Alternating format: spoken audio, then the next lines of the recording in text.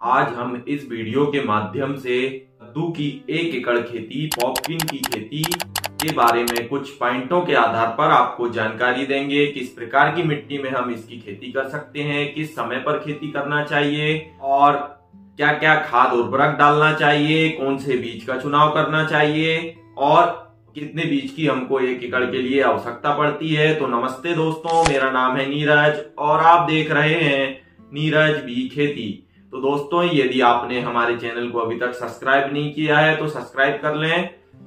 सबसे पहले बात करते हैं मिट्टी की।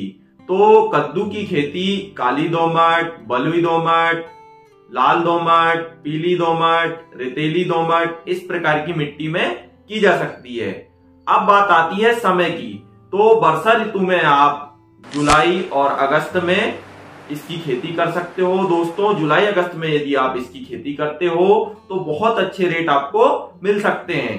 और ग्रीष्मकालीन में आप फरवरी मार्च में इसकी खेती कर सकते हो और ठंड के समय में आप दिसंबर में इसकी खेती कर सकते हो। और दोस्तों, एक बात ध्यान रखना है, यदि आप दिसंबर में खेती कर रहे हो तो आपको टनल के माध्यम से खेती करना पड़ेगा, क्योंकि टेम्परेचर बहुत लो हो जाता है और इस फसल के लिए सुटेबल नहीं होता है।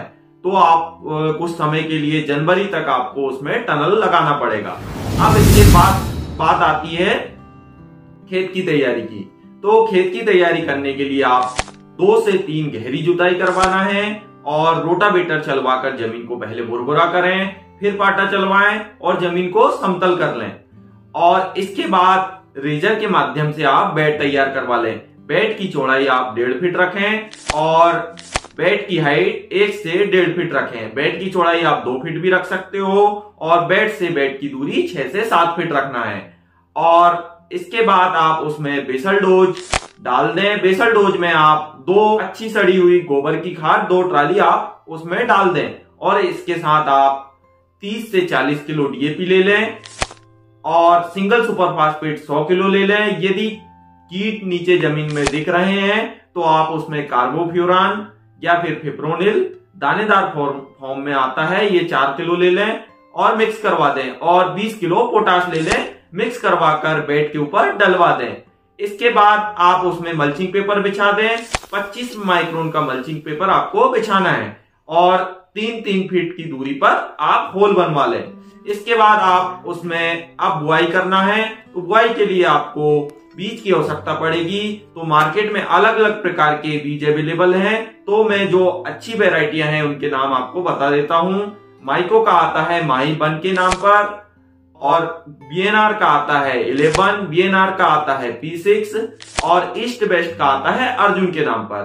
तो आप इन वेराइटियों का चयन कर सकते हो और 1 एकड़ में करीबन आपको 500 ग्राम बीज की आवश्यकता पड़ती है। और दोस्तों, एक बात ध्यान रखना है, लाइन से लाइन की दूरी आपको 7 फीट रखना है।